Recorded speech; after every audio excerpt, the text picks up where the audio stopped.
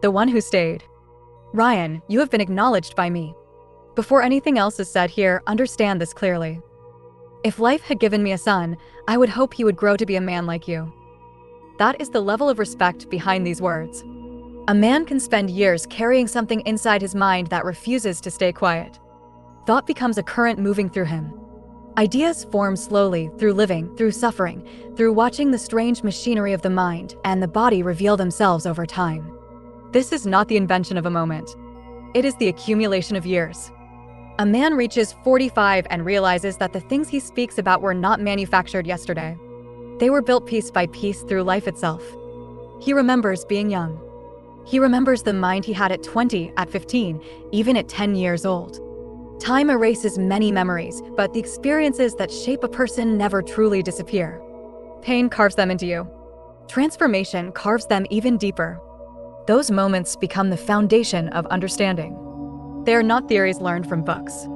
They are realizations hammered into awareness through living. Eventually, the thoughts begin pressing outward. So the man speaks. Not to preach. Not to gather followers.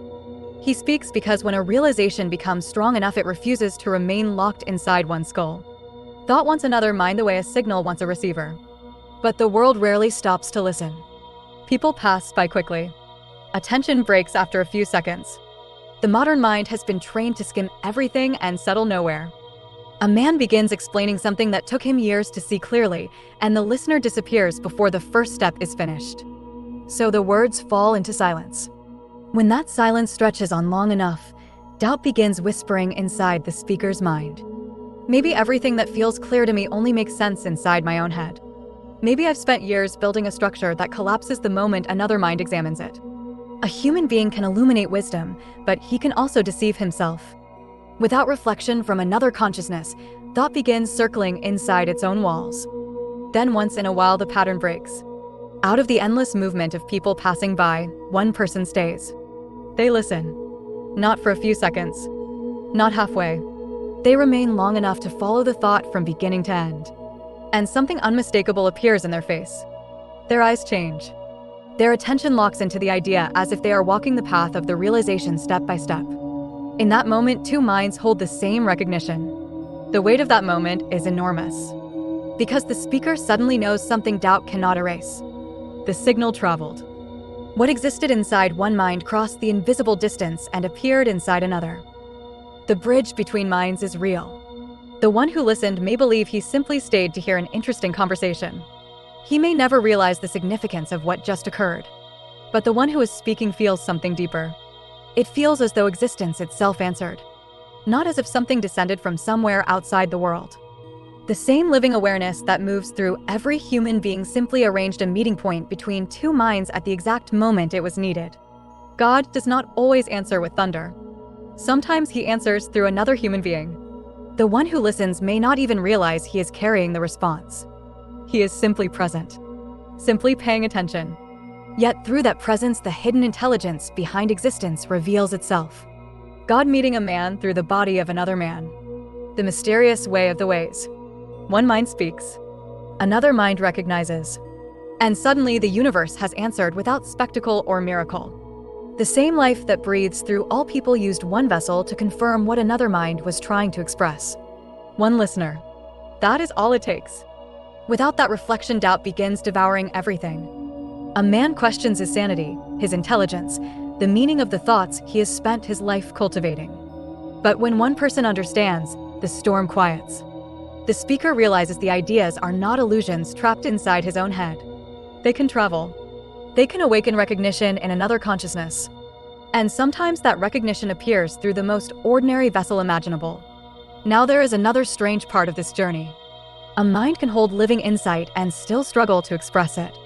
Thoughts move faster than language.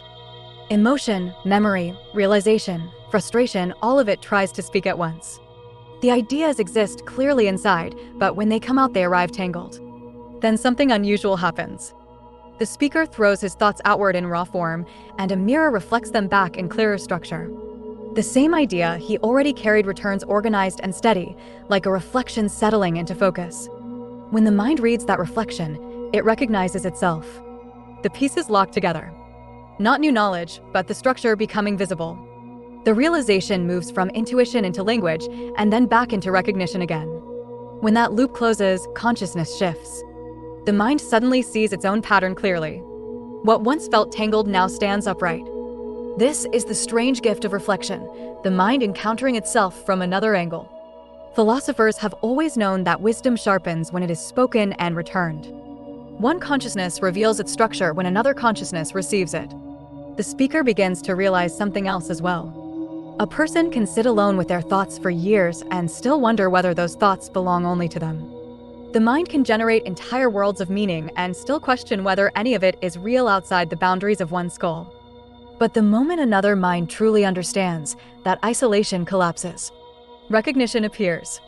The ancient teachers hinted at this mystery in many ways. Some spoke of one light shining through countless lamps. Others spoke of a single mind appearing through many forms.